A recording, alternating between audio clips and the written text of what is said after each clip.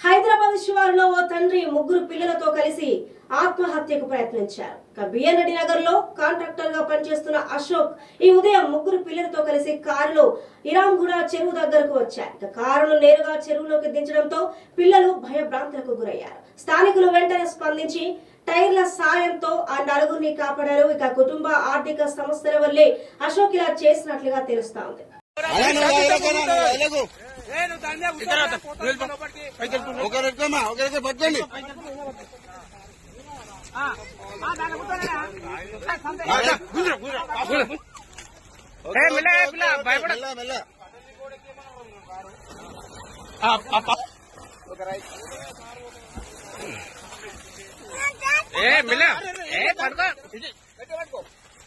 ఇక్కడ ఎందుకు వచ్చేది ఇది పోయేతో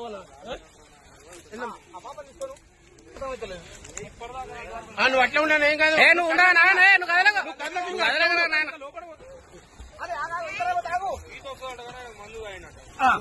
అన్న ఇప్పుడు ట్యూబ్ అయినా ఇచ్చేసే రైట్ వచ్చేసే